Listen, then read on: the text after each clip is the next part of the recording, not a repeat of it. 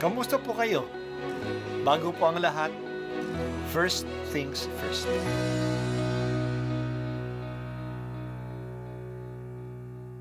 Good morning po. Sinisimulan po natin ngayon ang first things first. At dito po, tinatalakay natin sa unang bahagi ng umaga natin ay ang first readings na binabasa po sa banal na misa. Ito pong tinatalakay natin kasi madalas po kasi marami na tayong alam tungkol sa gospel readings. Pero konti po ang nagsasalita sa first readings. Pero ang first readings, bahagi din po yan ng Biblia, ng banal na kasulatan.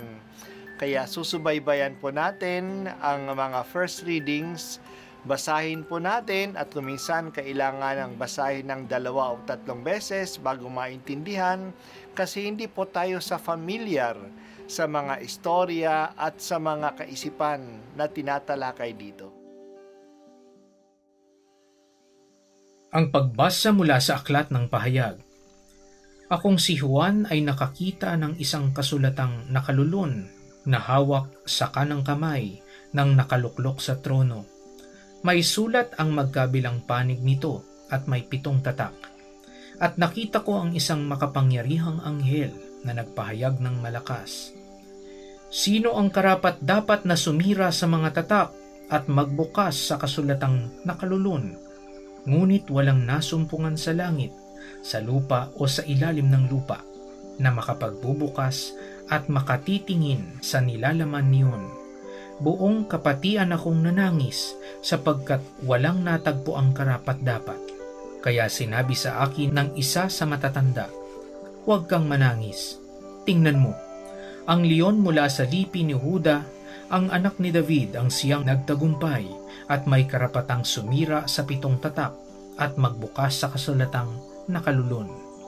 Pagkatapos, may nakita akong isang kordero na nakatayo sa pagitan ng matatanda at ng tronong na paliligiran ng 4 na nilalang na may buhay.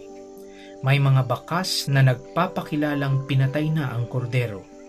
Ito'y may 7 sungay at 7 mata na siyang 7 espiritu ng Diyos na ipinadala sa buong sanlibutan.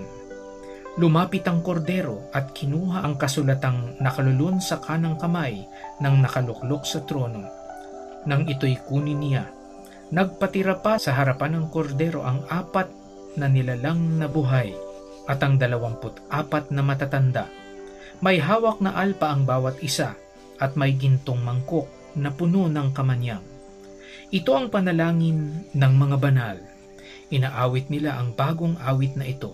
Ikaw ang karapat-dapat na kumuha sa kasulatang nakalulun at sumira sa mga tatak niyon, sapagkat pinatay ka at sa pamamagitan ng iyong kamatayan ay tinubos mo para sa Diyos ang mga tao mula sa bawat lipi, wika, bayan at bansa. Ginawa mo silang isang liping maharlika at mga saserdote para maglingkod sa ating Diyos at sila'y maghahari sa lupa. Ang salita ng Diyos. Salamat sa Diyos. May bagong vision o pangitain na dumating kay Juan.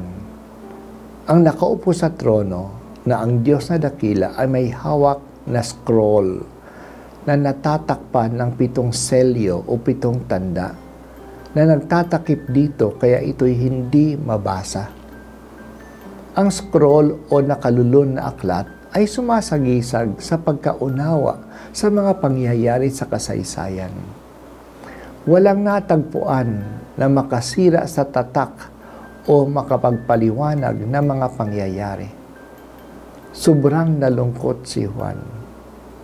Hindi pa natin naintindihan ang kasaysayan. Sinabi sa kanya ng isang matanda na huwag siyang malungkot kasi sa wakas may makababasag ng selyo. Sabi nila na siya daw ay ang leon na mula sa lipi ni Huda, ang anak ni David. Ito isang sagisag ng Mesiyas. Pagtingin niya, ang nakita niya ay hindi isang leon kundi isang kordero na duguan, nasugatan pero nakatayo. May 7 sungay siya. Ang number ng 7 ay nangangahulugan ng completeness. At ang sungay ay sagisag ng lakas. Tulad ng lakas ng toro o kambing na nasa sungay nila. Ang kordero na sugatan ay sa totoo lang puno ng kapangyarihan. Ang 7 mata din niya ay sumasagisag naman sa kabuuan ng Espiritu ng Diyos. Nang kinuha ng kordero ang scroll o kasulatang nakalulun, nagpatira pa ang mga 4 na nilalang at ang 24 na matatanda. At sabay silang umawit at sinamba nila kasama ng nakaupo sa trono. Tinuturing na nila na Diyos ang korderong sugatan, na ito'y tulad ng matanda na nakaupo sa trono. Ang bagong awit nila ay papuri sa kordero na namatay, ngunit muling nabuhay. At dahil dito, tinubos niya ang lahat ng bansa at siya na ngayon ang magbibigay ng kahulugan sa lahat ng mga pangyayari sa mundo. Ang isang malaking problema ng mga tao ngayon ay meaninglessness. Naghahanap tayo ng meaning. Kahit na mahirap ang pangyayari, kung ito'y may kahulugan, maaari nating harapin ito. Pero kung ang mga pangyayari ay walang kabuluhan, mahirap na ito'y matanggap. Naranasan natin ito nung panahon ng pandemic. Sa mga nakakakita ng kahulugan ng pagsuot ng mask, pag-iwas sa big groups, pagkaroon ng physical distancing, kahit ito'y bago at mahirap, nakakasunod sila. Pero sa mga hindi nakakakita ng kabuluhan ng mga ito, hindi ito nasusunod.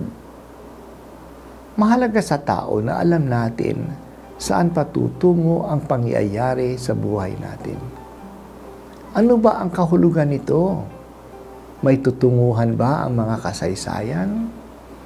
Para sa ating mga Kristiyano, ang kahulugan ay nakatuon kay Kristo. Siya ang nagbibigay ng kabuluhan at kahalagahan sa mga pangyayari sa buhay natin at sa mundo. Siya ang nakababasag ng selyo na tumatakip sa kahulugan ng pangyayari.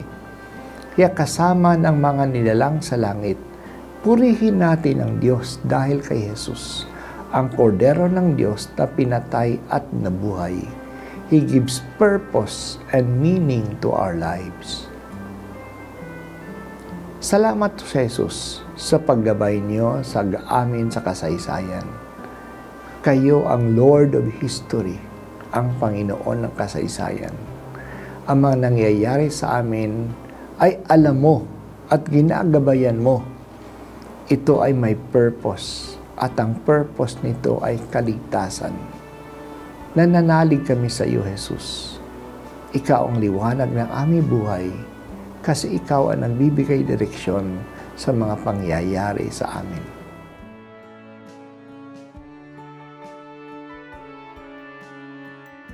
At ako po ay si Bishop Broderick Pabilio dito sa First Things First.